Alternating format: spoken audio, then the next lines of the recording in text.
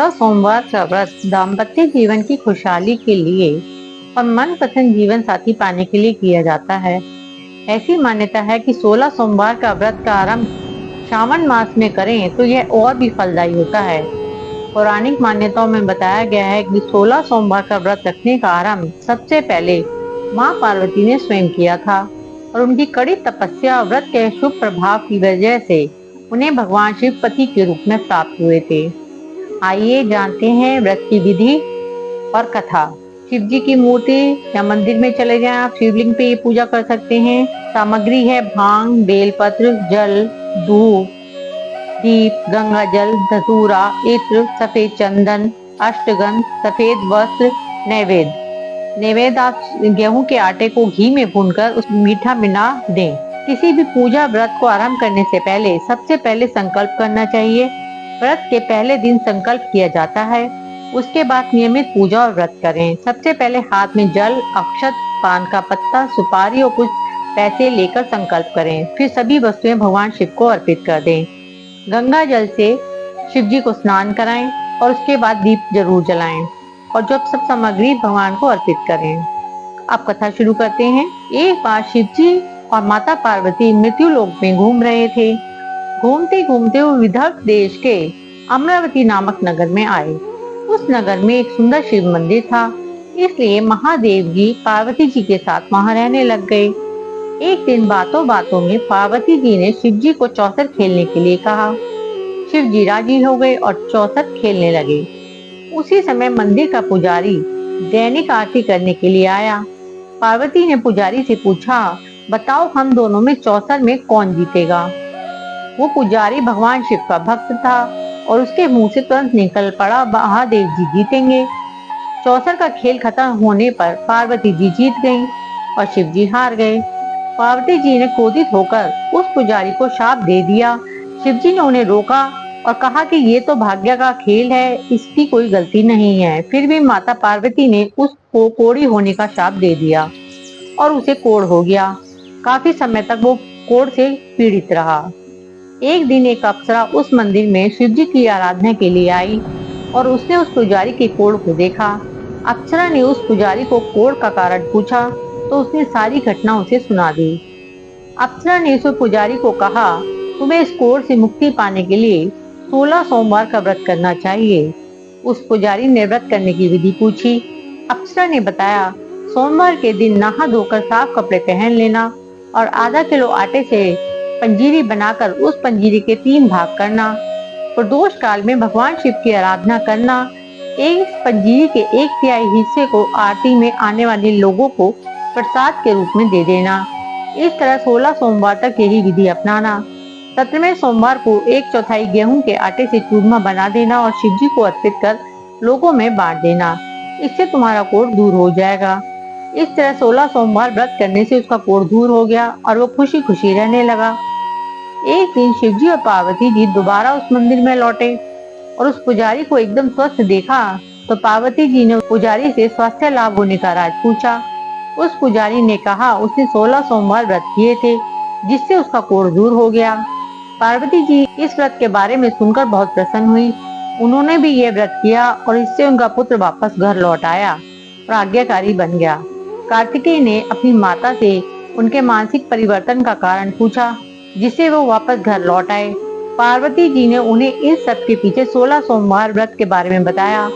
कार्तिकेय यह सुनकर बहुत खुश हुए।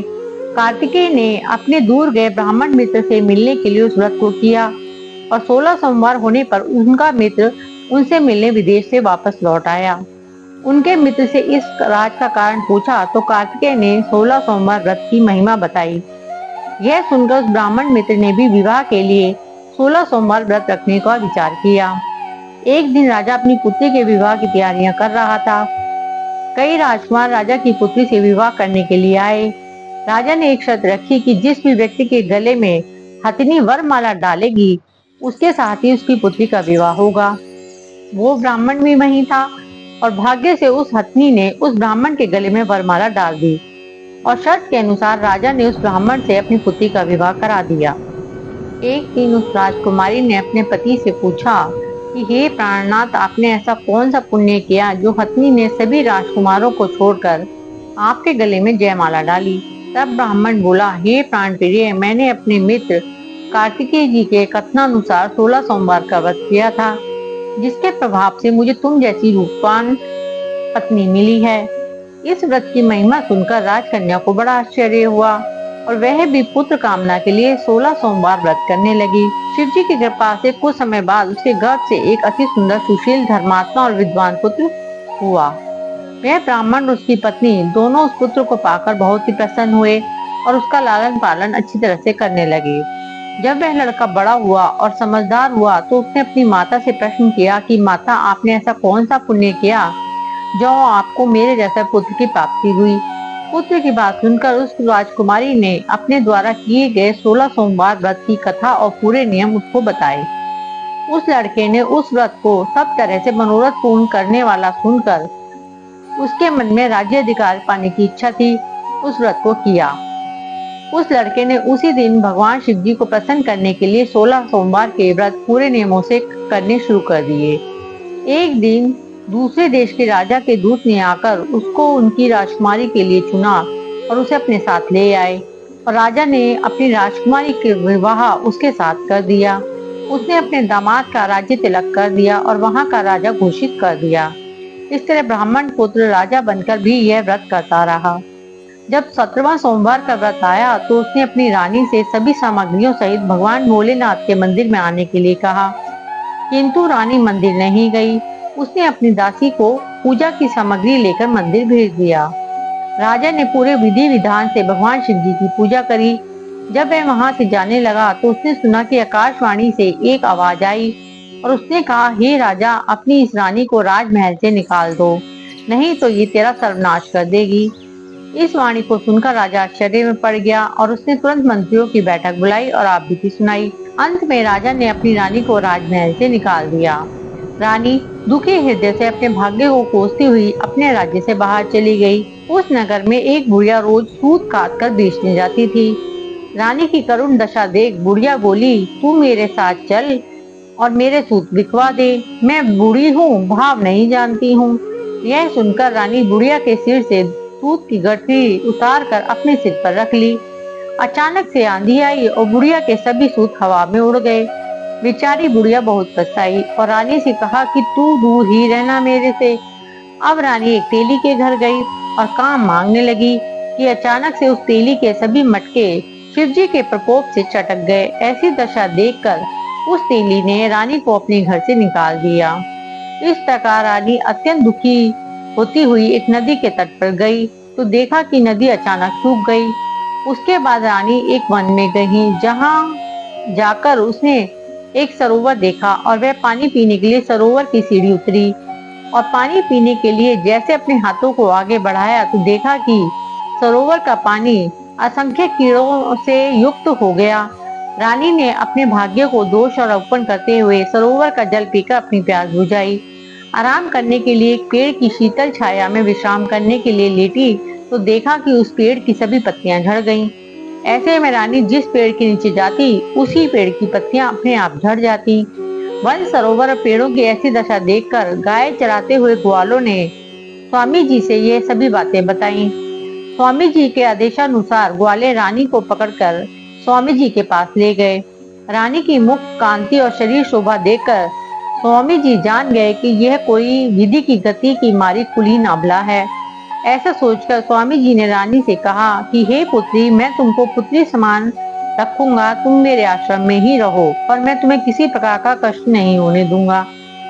स्वामी जी के ऐसे वचन सुनकर रानी को थोड़ी धीरज मिली और वह आश्रम में निवास करने लगी। आश्रम में रानी खाना बनाती तो उसके खाने में कीड़े पड़ जाते और जब वह पानी भर के लाती तो उसमें भी कीड़े कीड़े हो जाते। अब तो स्वामी जी भी दुखी हो गए और रानी से बोले कि बेटी, तेरा ऐसा कौन से देवता का कोप है जिससे तेरी ऐसी दशा है। स्वामी जी की बात सुनकर रानी ने कहा कि अपने पति के साथ भगवान शिव जी की पूजा करने के लिए नहीं जाने के कारण मेरी ये दशा हुई।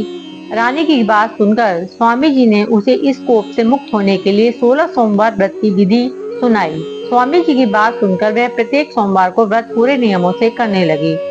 जब रानी के पूरे 16 व्रत हो गए तब उसने 17वें सोमवार का व्रत किया। रोज की तरह भगवान भोलेनाथ जी की पूजा कर रही थी तो भगवान शिव जी के प्रभाव से राजा के मन में अपनी रानी का विचार उत्पन्न हुआ और सोचा कि मेरी रानी को गए हुए बहुत समय बीत गया, ना जाने कहां कहां भटकती होगी, मुझे उसे ढूंढना चाहिए। राजा ने यह सोचकर अपनी रानी की तलाश में चारों दिशाओं में अपने सैनिकों को भेजा। सैनिक रानी को ढूंढते हुए स्वामी जी के आश्रम में आ पहुंचे। सैनिक अपनी रानी को वहां पाकर पुजारी जी से अपनी रानी को साथ भेजने के लिए कहने लगे, किंतु स्वामी जी ने मना कर दिया और सैनिक चुपचाप लौट गए। राजा को सभी बातें बताई तब राजा स्वयं रानी को लेने स्वामी जी के आश्रम आए और पुजारी जी से प्रार्थना करते हुए बोले, महाराज, जो देवी आपके आश्रम में रहती हैं वो मेरी पत्नी है। शिव जी के कोप से मैंने इसका त्याग किया दिया था। अब इस पर से भगवान शिव जी का कोप शांत हो गया है, इसलिए मैं इन्हें लेने आया हूँ। आपकी आज्ञा हो तो मैं इन्हें ले जा सकता हूँ। स्वामी जी ने राजा के वचनों को सत्य समझकर रानी को राजा के साथ जाने की आज्ञा दे दी। स्वामी जी की आज्ञा पाकर रानी अपने पति के साथ अपने राज्य के लिए चल दी। राजा ने अपनी रानी के आने की खुशी में ब्राह्मणों को अनेक प्रकार के दानादि देकर संतुष्ट किया। इस प्रकार राजा रानी भगवान भोलेनाथ जी की कृपा से सभी प्रकार के सुख भोगते हुए 16 सोमवार व्रत की कथा करते रहे। अंत समय में अनेक प्रकार के सुख भोगते हुए शिवपुरी को पधारे। हे शिव जी, जो भी इस कथा को श्रवण करे उसकी सभी मनोकामना पूरी करना।